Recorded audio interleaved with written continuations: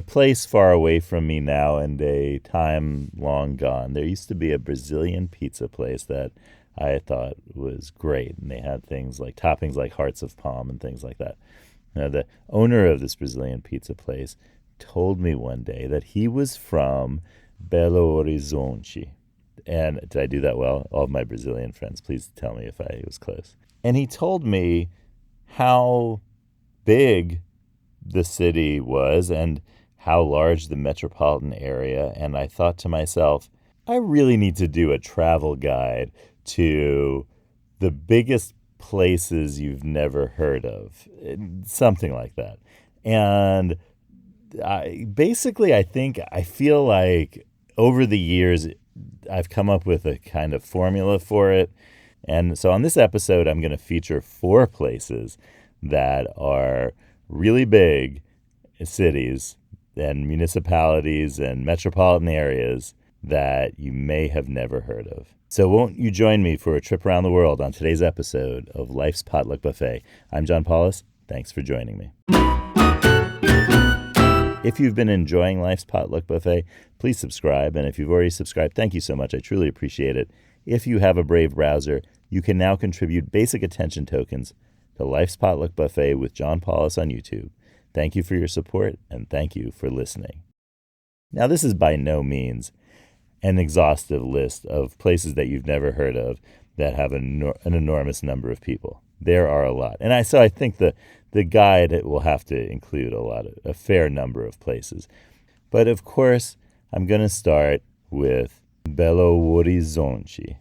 That sounded a little better to me. I've been practicing. Okay. Now, where is Belo Horizonte? It's in the Brazilian state, the second largest Brazilian state of Minas Gerais, which means General Mines. And the location of the Belo Horizonte is it's about a 7-hour drive north of Rio de Janeiro. Do you like that? I tried to get that one right too. And the state of Minas Gerais is second to São Paulo in terms of population. And that's it. But you've probably heard of São Paulo, and you've probably heard of Rio de Janeiro. You might have heard it as Rio de Janeiro, but I'm going for the Brazilian Portuguese pronunciation today. And so this is some place that has a tremendous number of people. I mean, just the city alone is about the same size as the city of Chicago in the United States.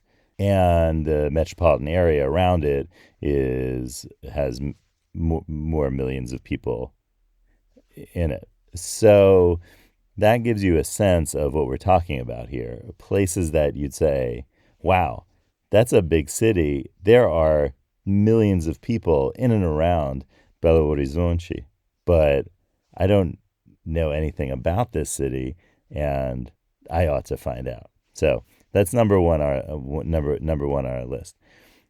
Number 2 is the city of Nagoya in Japan. Nagoya is the third most populous metropolitan area in Japan after the metropolitan area around Tokyo, which has a lot of people. We're talking about something like 37 million people. I mean, that is a lot of people. And in fact, by some measurements of metropolitan area and urban area both, Tokyo metropolitan area is the largest metropolitan area in the world. A distant second in Japan, with only 19 million people, is the area that includes Osaka and surrounding places like Kyoto and things like that. And that's the point of this guide, is that I'll leave to other guides the big places like Tokyo or Osaka, or the places within reach of those places like Kyoto or Kobe. But if we get to the third place, and this is that old Life's Potluck Buffet rule of the third time's the charm, or the third thing is the most interesting often, at least the Life's Potluck Buffet, you get to a place like Nagoya. which is the third largest metropolitan area in Japan. And it's kind of closer to Osaka than Tokyo, but it's between Osaka and Tokyo, closer to Osaka. That gives you a kind of sense of where it is if you're familiar with Japanese geography. If not, then take a look at Google Maps. And if you go to Google Maps, I have a feeling your eye is going to catch the name of a place around Nagoya called Toyota. And yes, that is where you are going to find the Toyota Motor Company of car manufacturing fame. But the city is not what the cars were named after. The family name Toyota is the name of the business. It started as a loom in olden times. You know, these histories of Japanese companies that are family companies that start and continue on generation after generation. Well, the same is true for Toyota, which started as a loom and manufacturing company named after the family, which is Toyota.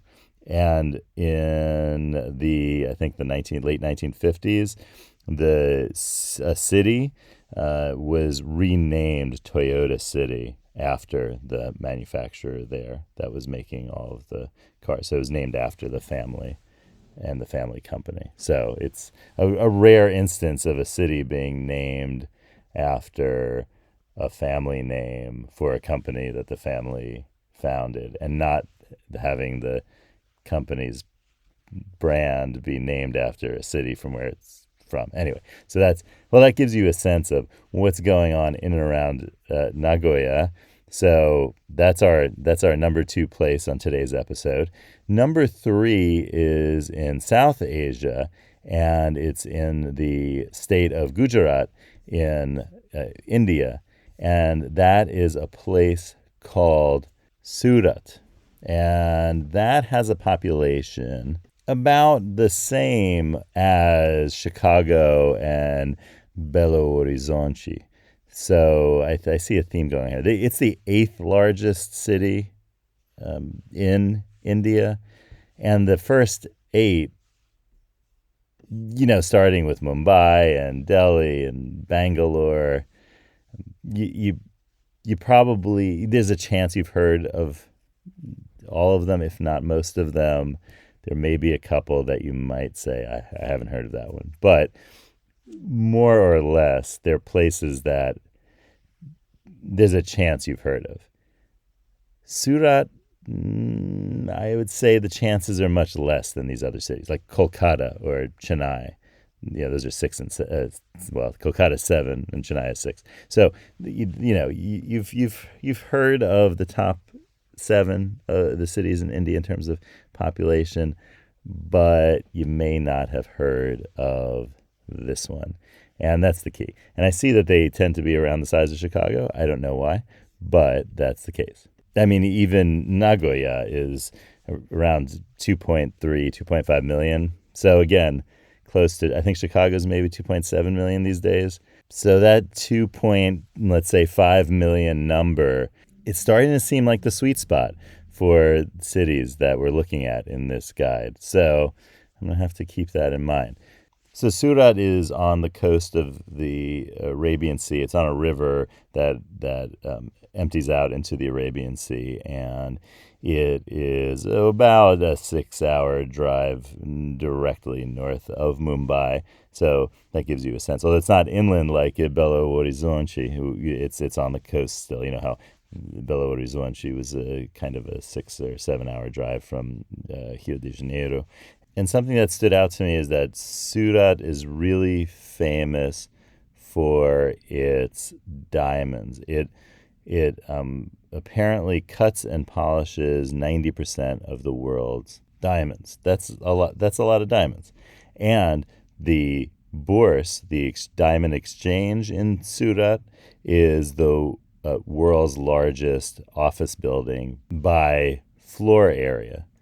And it just barely edges out the Pentagon in the United States, which is the headquarters of the United States Department of Defense. And see, that's the kind of fact you get when you look at these biggest cities that you've never heard of, is that you might not realize that the largest office building in the world by square feet or square meters by area is in Surat in India.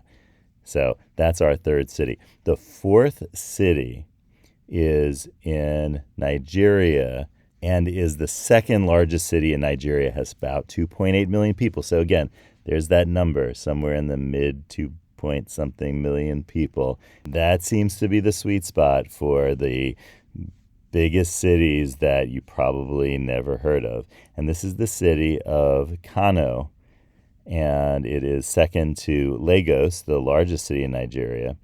And Kano, unlike Lagos, which is near the water, Kano is in the northern part of Nigeria towards the border with Niger, which has made it in history an important point on the trans-Saharan trading routes. And it is known as a city of commerce, and the whole state of Kano, which is the largest state in Nigeria by population, so it's larger than any other state.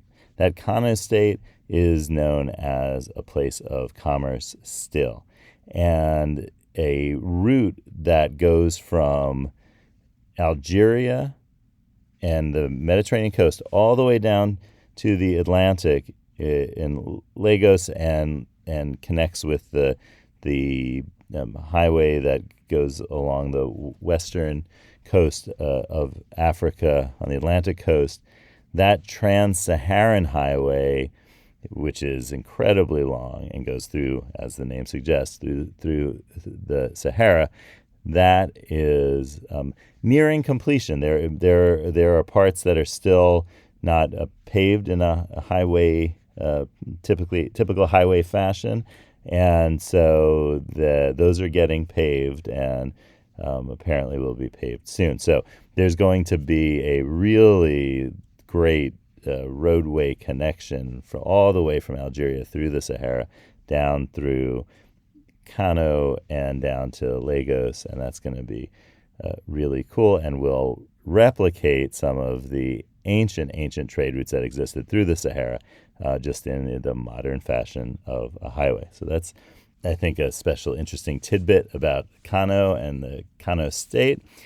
And so now we have our first four cities in my casual guide to places that are really populous, but you probably haven't heard of them. And so let's ask the cards to pick one out of their number of 55, population 55, to see what they have to say today. So yellow lemons, blue dumplings, magenta noodles, cards. Tell us some things.